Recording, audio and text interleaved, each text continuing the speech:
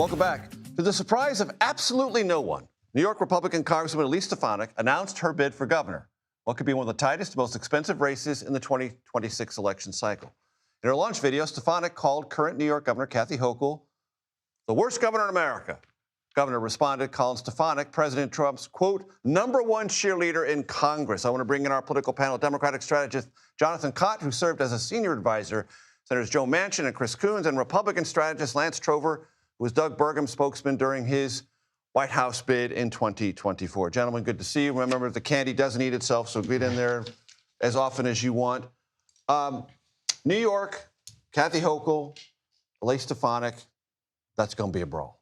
Oh, heck yeah. And I love it because Kathy Hochul wanted Mamdani, and she's got him. And now she's going to have to help deliver on all these crazy socialist policies that he promised. So is she going to do it? That's going to be the big question. Do you think there is any possibility that before that race is over, both Kathy Hochul and Elise Stefanik are running ads against Zoran Mamdani? I mean, it's anything's possible in this political world. But yeah, she went because she's against the tax increases at the state level that would have to go through to finance some of what Mamdani has promised. Yeah, absolutely. But she went all in on this guy because she didn't want a primary, right? But now she's going to have to go to Albany and deliver, and she's going to have to go to Albany and deliver what it is he wants. And so is she going to upset the quote-unquote Mamdani wing of the party now? That's the big question for Kathy Hochul. Jonathan, that's yours. You're the Mamdani wing of the party, right, with Chris Coons and Joe Manchin. So please explain how this is all going to go down. Look, she made a calculation. She didn't want a primary challenge. She endorsed him. If his policies work and she can get him through,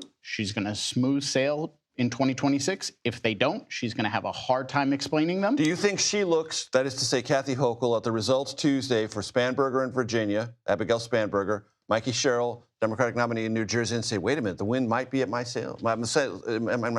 I think she should. I think she should look at that and say voters liked bipartisan pragmatists who had a record of accomplishments. Now, she's got a year to follow through on that, but she's also got to work with Mamdani to get some of his stuff done. I don't know if she can get all of it done. I don't think anybody could get all of what he wants done in a year. She's going to have to get one or two of those things done, or the progressives are going to turn on her, and her hope of not getting a primary is out the window. This is going to be an incredible race. I mean, Lee Zeldin only lost by like 5 points, I think, in the last election. Right. So I think this is going to be really one to watch for next year. So in my audience, you might not know the name Kerry Coyner. To be honest with you, I didn't know it until about 3 or 4 hours ago. Member of the Virginia House of Delegates, a Republican. Why am I interested in Kerry Coyner? Because she's the one who leaked the text messages about Jay Jones threatening violence against a Republican in the House of Delegates that roiled the Virginia governor's race and the Virginia Attorney General's race for 7 weeks. Why do I bring up her name? Because she ran for re-election. She lost by 5 points. So the person who brought this to the public attention that was debated for weeks upon weeks in the Commonwealth of Virginia is the only casualty. Jay Jones won by 5 points against Jason Miyares, the incumbent and a pretty strong, stout political figure in his own right. Yeah. Question to you, gentlemen.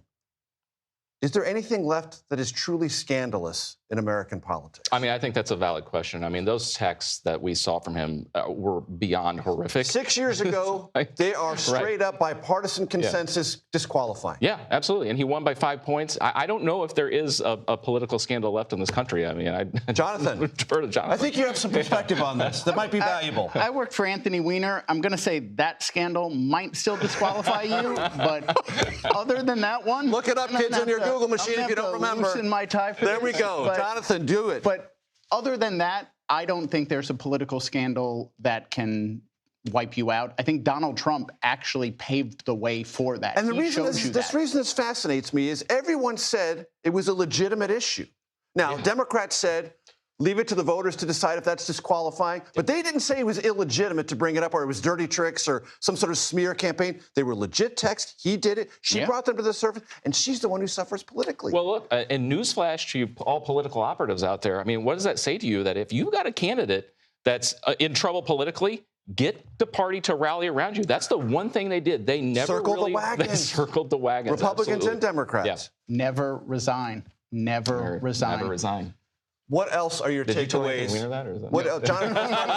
Jonathan, how do you explain to Democrats who might ask you, What does Zoran Mamdani mean for the future of the Democratic Party? What's your answer to that question? It means he is an exciting, charismatic, far-left wing of the party that had a great message. That won one race in one jurisdiction. Yep. And it's got no more importance than that. If it had more importance than that, we'd be talking about President de Blasio, President Giuliani, President Bloomberg. We're not. We're not. There's a little bit of a contradiction there. You're saying he's got this following, yet it's just restricted to New York. I'm not sure that's the case. I mean, you look at how the Democratic Party is going in this country. It is moving and skewing further and further left. Their leaders right now, AOC, a socialist, Mamdani, a socialist, Bernie Sanders, a socialist.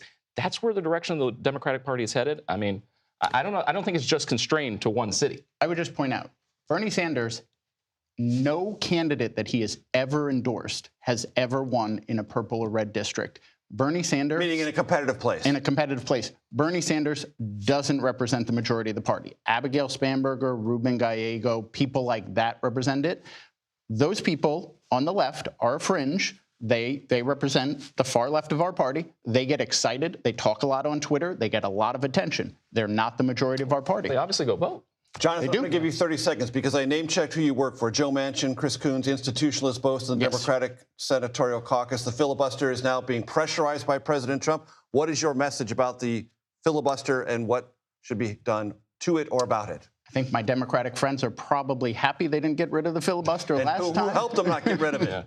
Joe Manchin isn't taking a victory lap, but look, when you don't have the minority views represented, then it's just majority rule. And when bipartisanship doesn't happen in the Senate, it doesn't work. Jonathan Kott, Lance Trover, I appreciate it. Thanks so much.